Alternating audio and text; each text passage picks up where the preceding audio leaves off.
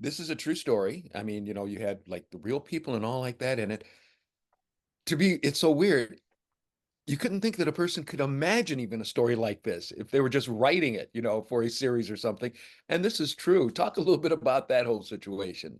Yeah, and I mean to speak to that point, Dan and I have been sending screenshots back and forth, watching the series move up the charts, and really breaking into the top two. That's exactly the takeaway: is that you have to beat out scripted stories, you have to beat out movie stars, and you have to beat it with a true story and non-actors.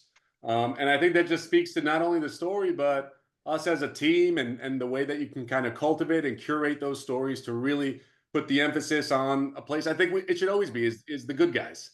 A lot of these series glamorize the bad guys. I think we had fun kind of focusing on the other side of the story and humanizing them, right? Scott's not an FBI agent. He's not a suit. He's a guy. You can relate to him. The same with Steve. Mhm. So I think that's kind of what made our series a little different, a little special, and maybe a little bit more true, Right. You got to give him your favorite quote. Oh, let's hear it. Oh, it's Mark Twain, attributed to Mark Twain. He said, "Of course, truth is stranger than fiction. Fiction has to make sense."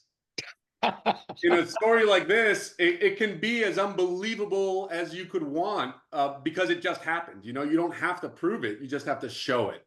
That's the beauty of documentaries, right? Right, right. And that's why I love them, because it's always like you said, I enjoy them because I know that you're telling me the truth, or what really happened. So it's any other way, like you said, it would have been like, that couldn't happen. You're not going to do this with racehorses or chickens or whatever else. And the other thing, Dan, that's so exciting about it is initially I just planned on, sitting down, but maybe just watching the first two, one night, and next two the next night. No, I was up till 2 o'clock in the morning. Thank you, guys. But but you can't take yourself away from this, Dan.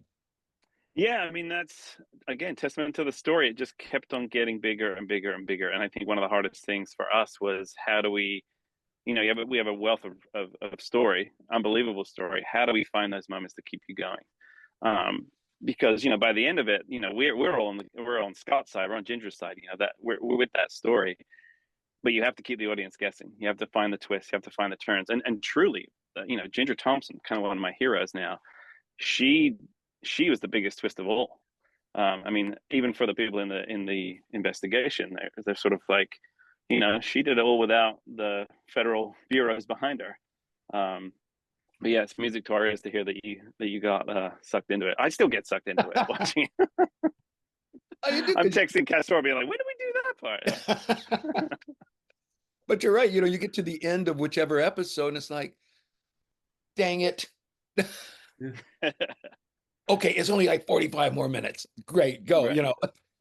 I can push up my morning meetings. It's fine. That's right. They're all Zoom anyway, so you just put on your shirt that looks like you're wearing Yeah. a tie. So you're good.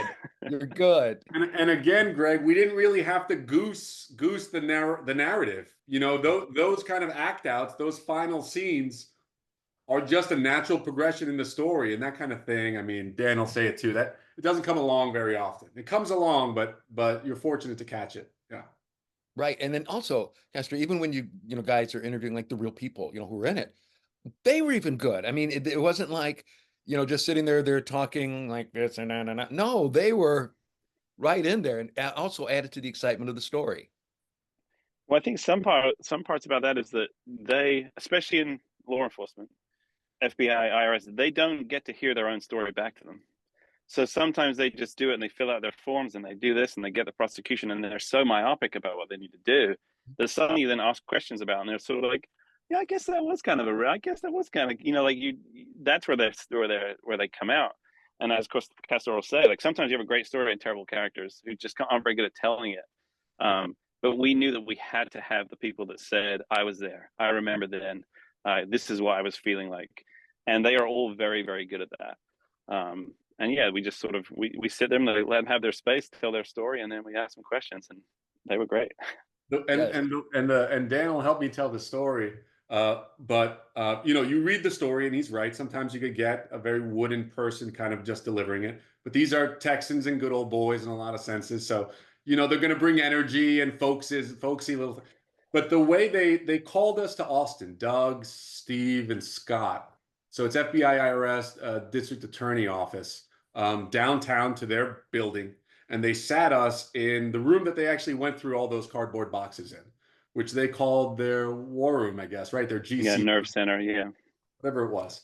And so we're all, with all these JAG types. You know, Doug is 6'4", and he's the smallest in the room. You know, and they basically said, what do you want to do? What are your intentions? You know, it's like, what are your intentions with my daughter this evening? You're like, oh, yeah. And we were flanked. It was like in a big square. It's like we were at a congressional hearing. We were just Right. leaning into the mic. So they just gave us an hour on the floor, and we were just honest with what it is that we wanted to do. We wanted to curate these stories. We wanted to let them tell it, and we weren't going to take it in any you know, sort of objective direction. We were going to try to play it as much down the middle as we could, because that was enough. And I think that went a long way. I think us being open with them, I think they're law, so they can smell you coming if you're coming in sideways. And when you come in straight, they can sense that too.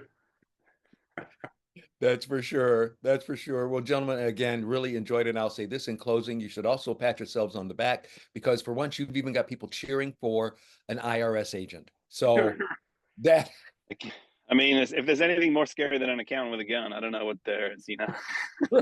right. Guys, thank you so much. Really enjoyed Thanks, this and enjoyed the series. Thank you.